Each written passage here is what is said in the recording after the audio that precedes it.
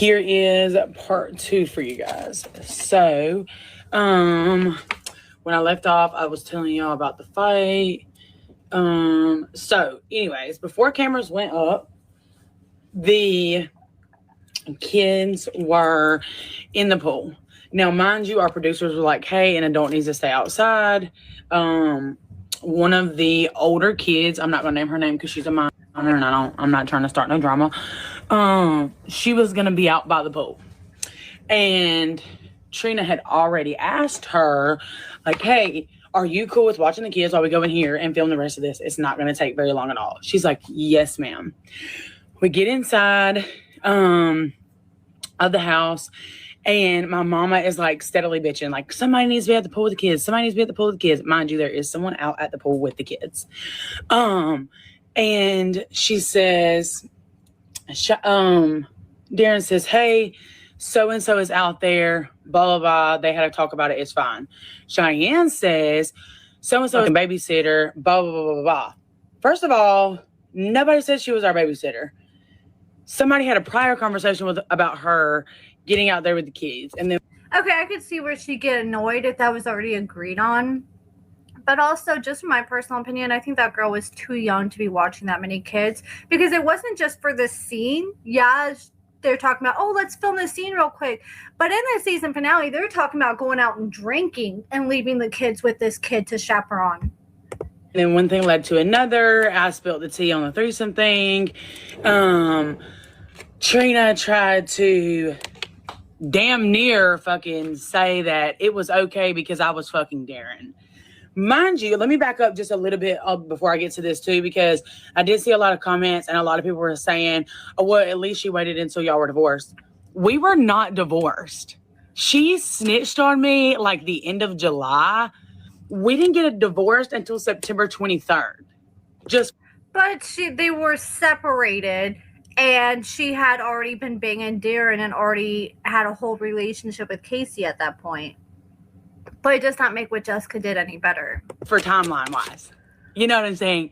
Technically, we were still married. Again, because y'all are trying to make it seem like I give 0. It is, again, still the principle for me. And anybody who disagrees and says that it is okay, you are sick. You are sick. And I get defending your daughter 1,010% because I'll always defend mine as well. But baby, in this case scenario, there ain't no defending. And so I don't know truly if Jesse and them slept with them. But what I will say is in Florida, and I don't know if they put it on the camera because I don't watch the show, but Jesse straight up said she didn't Kim, but he did suck on her titties and Cheyenne did the do. If you got to the titty sucking, you got to them. You know what I'm saying? I kind of think that too.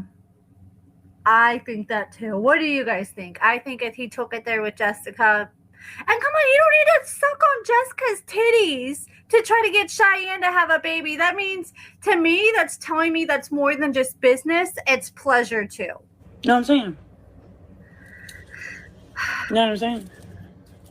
Okay. I don't know. It's a whole lot of lying on here, and y'all wasn't going to tell me in the first place. So I don't know what to believe truly, but I'm just telling y'all, some people ain't what they made out to be. So yes, you do see us at the soccer field. Yes, you do see us co-parent.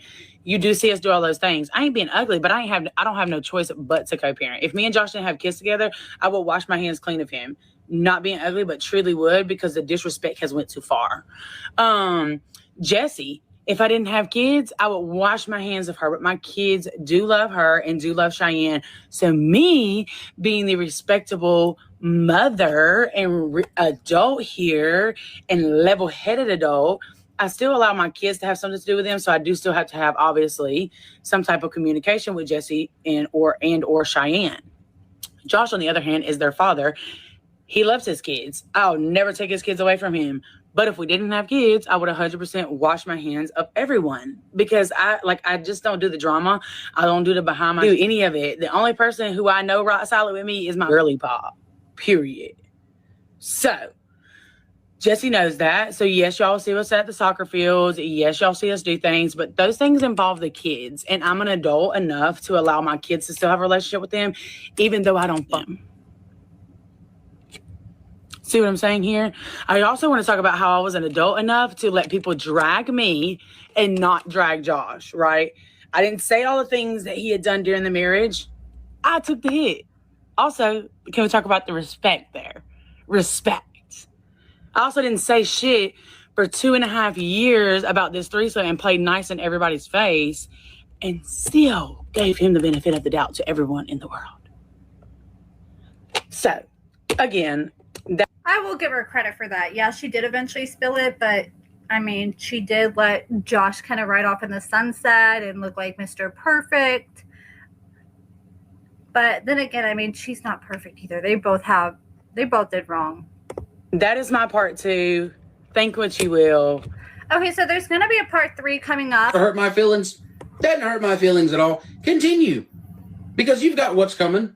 And if I'm going to get my ass whooped, Justin can call this phone right now. He's talking about Justin, June's husband, because he was starting to beat his butt after Breanna, his girlfriend, pulled up on June. So this is Josh going live after June's live, where his girlfriend pulled up on June pounding on the door during her live because she brought up her dad's son.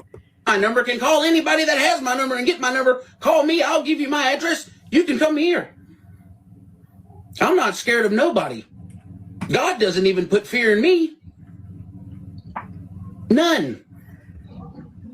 I've almost died twice. Still here, bitch, for a reason. Can't kill me. Can't take me out. Can't do nothing to me. I'm not invincible by no means, and we all bleed red when the air hits it. But if I'm such this violent, ill-mannered man, don't you think all the other times that she's went live, I'd have just pulled up to her address? You're not hard to find. Not hard at all. But I've consistently let it go by and let it go by and let it go by and let it go by and let it go by. And then finally, one person had enough because you entered her kids into the chat. You don't put people's kids in your... I agree. Yes, the son passed, so we should just let that out. We didn't need to bring that up. Your mouth, especially when they have nothing connected to you. They're not related to you. They're not your kids. They're not your friends' kids. They're not your people. They're not nothing. They mean nothing, absolutely nothing to you. So if I was to put somebody else's kids in my mouth and speak verbally on whatever else somebody else is going on and somebody pulled up at my door, I probably deserve that ass whooping. But you didn't get one. But you deserve one, a big one. You post on Facebook that you're going to punch me in the face. You've had multitudes of times where you're in 5 feet of me. You ain't swung yet.